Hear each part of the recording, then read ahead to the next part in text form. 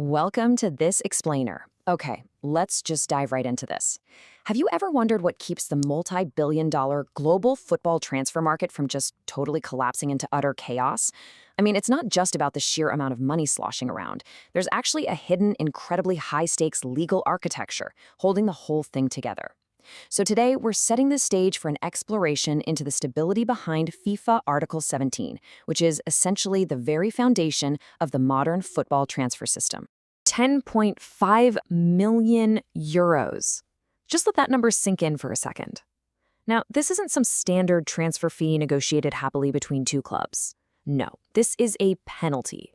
Specifically, it's the compensation that French player Lassana Diarra was ordered to pay for terminating his contract with Lokomotiv Moscow back in 2014.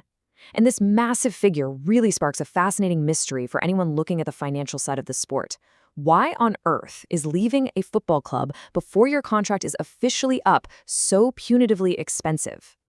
Well, to answer that, we look to Section 1, the Bosman Revolution, the catalyst. To really grasp the weight of a multi-million-euro fine today, we actually have to travel back in time a bit. The story of this whole complex system begins with a literal legal earthquake in 1995, caused by a Belgian midfielder named Jean-Marc Bosman. His personal fight against the football establishment absolutely changed the sport forever.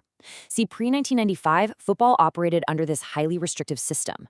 Even if a player's contract completely expired, like Bosman's did with his club RFC Liège, they couldn't just pack up and leave. The club still controlled their registration and could just demand a transfer fee anyway. When Bosman wanted to move to a French club, Liège flat out refused to release him and even slashed his wages by 70%. But post-1995, because Bosman took his case all the way to the European Court of Justice, that old system was legally shattered. Players suddenly gained true free agency. Today, they can even sign pre-contracts with foreign clubs 6 months before their current deal ends. It instantly shifted the power dynamic from the clubs right to the workers. Looking at how this actually unfolded on a timeline, Bosman's contract expired in 1990, which led to a long, exhausting 5-year legal battle that finally culminated in that 1995 European Court of Justice ruling. And this ruling officially ushered in the era of free agency in European football. Basically, the court established that a professional footballer is an employee first and foremost. The ruling affirmed a player's fundamental right to freedom of movement within the European Union. They determined that blocking a free transfer through mandatory fees was just an unjustified restriction on that legal right. Moving right along to Section 2, the contractual stability problem, or the balancing act. So, as liberating as free agency was for the players, it introduced a massive, immediate complication. How do clubs maintain the stability necessary to actually keep competitive squads together? I mean, competitions require stable rosters. A league would just fall apart if star players could quit on a Tuesday and join a bitter rival on a Wednesday, right? And this brings us to a really sophisticated legal bedrock. Pacta sunt servanda. It's a Latin principle that basically means agreements must be kept. After the Bosman ruling, FIFA found themselves in a really tough spot. Actually, scratch that. It was more like an existential crisis for the sport. They had to somehow balance the strict traditional principle of upholding employment contracts with the newly protected right of player movement under European law. They desperately needed a framework that respected the workers' freedom but strictly maintained the integrity of the game. Which brings us to Section 3, introducing FIFA Article 17, the clever solution. FIFA's masterstroke here was creating a rule that allows a player to unilaterally terminate a contract without just cause, but, and it's a huge but, attaches such severe sporting and financial consequences to the move that it ensures they'll think twice or maybe 3 times before actually doing it. And that leads perfectly into Section 4, the power of uncertainty, the math of deterrence. So you're probably wondering, how does FIFA actually calculate these severe financial penalties? Well, there isn't a simple uniform formula you can just plug numbers into. Instead, FIFA uses a case-by-case analysis. They look at objective criteria, sure, things like what was the remaining salary under the contract, what fees and expenses did the former club already pay out, but the real game changer here was established in a famous dispute known as the Methuselah case. This introduced the principle of positive interest. Essentially, decision-makers try to estimate the exact, unique damages a club suffers when they lose a star player unexpectedly. They literally try to mathematically calculate what financial position the aggrieved club would be in if the player had just honored their agreement in the first place. As highlighted in a really sharp legal analysis by the Golden Gate Law Firm, the uncertainty of compensation amount is a powerful and efficient instrument for maintaining contractual stability. Think about that for a second. The terrifying lack of a fixed, predictable formula isn't some kind of legal flaw. It's a deliberate psychological weapon. If a player knew exactly what breaking a contract would cost ahead of time, they might just view it as a standard buyout fee, cut a check, and leave. By keeping the exact penalty a massive unknown until a legal body formally rules on it, players are strongly deterred from ever walking away without a negotiated transfer. It's brilliantly stressful.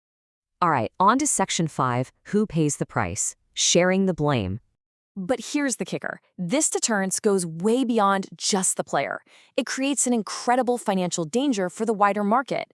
Because when a player breaks a contract, there is a shared financial burden. Under Article 17.2, the player's brand new club is held jointly and severally liable for paying that compensation.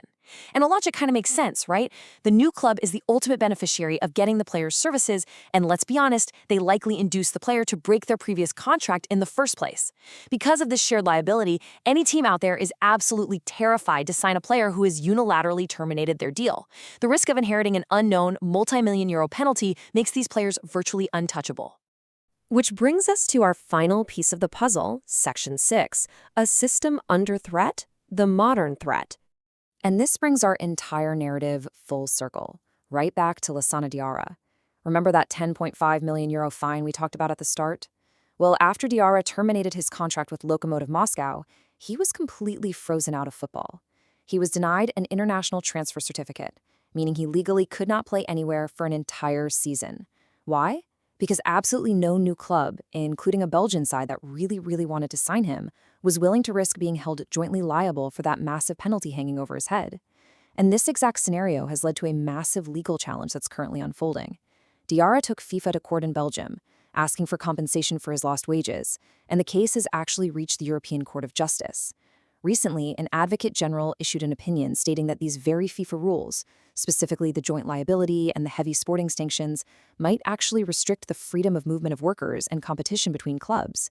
The advocate general argues they are potentially incompatible with European Union law.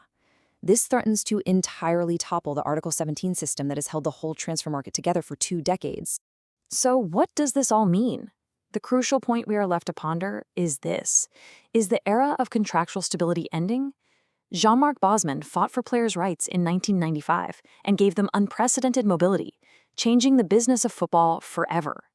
FIFA countered with Article 17 to keep the sport from descending into a total free-for-all, but if the highest courts side with Diarra, we have to wonder, is the carefully constructed balance of power in global football about to experience another Bosman-level revolution? I'll leave you to think about that. Thanks for joining me on this explainer. I hope it gave you a whole new perspective on the invisible legal forces shaping the beautiful game. Catch you next time.